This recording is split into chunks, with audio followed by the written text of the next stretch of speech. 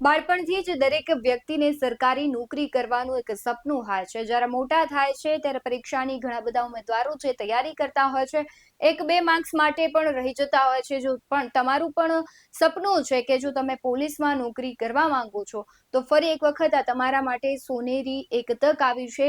Police બેડામાં ખૂબ મોટી ભરતી આવી છે. જો તમે પણ પોલીસની તૈયારી કરતા હોય તો આ વિડીયો તમારા માટે છે. નમસ્કાર, BS9 ટીવી ન્યૂઝમાં આપની સાથે હું ભગવતી વિશાવડિયા.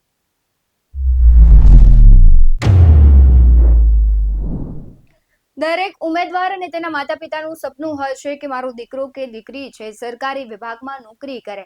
અને ઘણા બધા લોકો છે કે તે પરીક્ષાની તૈયારીઓ પણ કરતા હોય છે. ત્યારે જો તમે પણ પોલીસ વિભાગમાં નોકરી કરવા માંગો છો, તો આ તક તમારા માટે છે. આપણે જોઈએ કે પોલીસમાં જોડાવાની સ્વર્ણ તક આવી છે. ગુજરાત પોલીસના ટેકનિકલ વિભાગમાં 950 જગ્યાઓ પર ભરતીની જાહેરાત કરવામાં આવી છે. એટલે કે જો તમે પણ પોલીસની તૈયારી કરી રહ્યા છો, તો આ તમારે માટે સોનેરી તક છે. વિગતે વાત કરીએ તો ગુજરાત પોલીસ ભરતી બોર્ડ એટલે કે GPRB દ્વારા ટેકનિકલ વિભાગમાં વર્ગ 3 ની કુલ 950 જગ્યાઓ પર ભરતીની જાહેરાત કરવામાં આવી છે. આ ભરતી અંતર્ગત વાયરલેસ વિભાગમાં 830 અને મોટર ટ્રાન્સપોર્ટ જે વિભાગ છે એમાં 80 જગ્યાઓ પર નિમણૂક કરવામાં આવશે. જેમાં police sub inspector, technical operator, head constable, driver, mechanic જેવા મહત્વના પદોનો સમાવેશ કરવામાં આવ્યો છે. અને સાથે જ તમારા એજ્યુકેશનની વાત કરીએ તો એન્જિનિયરિંગ સ્નાતક અને ડિપ્લોમાની લાયકાત ધરાવતા ઉમેદવારો 9 જાન્યુઆરી 2026 થી 28 જાન્યુઆરી 2026 સુધી ojas.gujarat પર તમે અરજી કરી શકો છો. એટલે કે જે એન્જિનિયર છે અને જે સ્નાતકની ડિગ્રી છે જો તમે પ્રાપ્ત કરી છે, તો તમે આ ભરતી માટે છે એપ્લાય કરી શકો છો. તમારે ઓનલાઈન અરજી કરવી પડશે.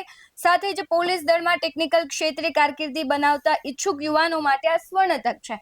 હવે તમને થશે કે એ PSI વાયરલેસ છે અને ટેકનિકલ ઓપરેટર છે, તેના માટે કેવી રીતના અરજી કરવી, તેની આખી મહત્વની જે માહિતી છે તેના વિશે વાત કરીએ તો તેના માટેની લાયકાત રહેશે માન્ય યુનિવર્સિટીમાંથી BE BTech એટલે કે સ્નાતક ડિગ્રી હોવી જોઈએ. અને એના માટેની જે આખી વિગતો છે તો કે ઇલેક્ટ્રોનિક્સ અને કમ્યુનિકેશન, ઇલેક્ટ્રોનિક અને ટેલિકોમ્યુનિકેશન, ઇલેક્ટ્રોનિક્સ અને એન્જિનિયરિંગ, ઇન્ફોર્મેશન ટેકનોલોજી, ઇન્ફોર્મેશન અને કોમ્યુનિકેશન ટેકનોલોજી, સાથે જ કોમ્પ્યુટર એન્જિનિયરિંગ અને કોમ્પ્યુટર સાયન્સ, આ બધી જ છે એની લાયકાતો છે.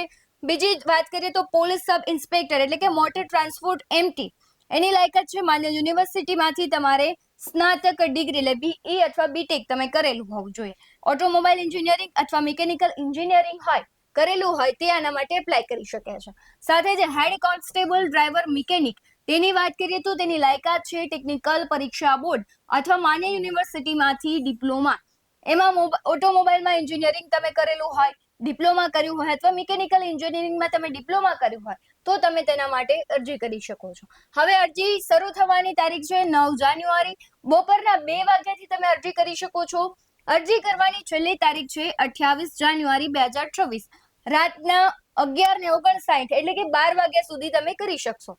ojas.gujarat.government.in ની જે વેબસાઇટ છે તેમાં તમારે ઓનલાઈન અરજી કરવાની રહેશે. એટલે જો તમે પણ પરીક્ષાની તૈયારી કરતા હોય, એન્જિનિયરિંગ કરેલું હોય, તો આ ત્રણ છે એ વિભાગમાં જે તે લાયકાત ધરાવતા વ્યક્તિઓ માટે અરજી કરવાની રહેશે. તેના માટે એક સ્વર્ણ તક છે.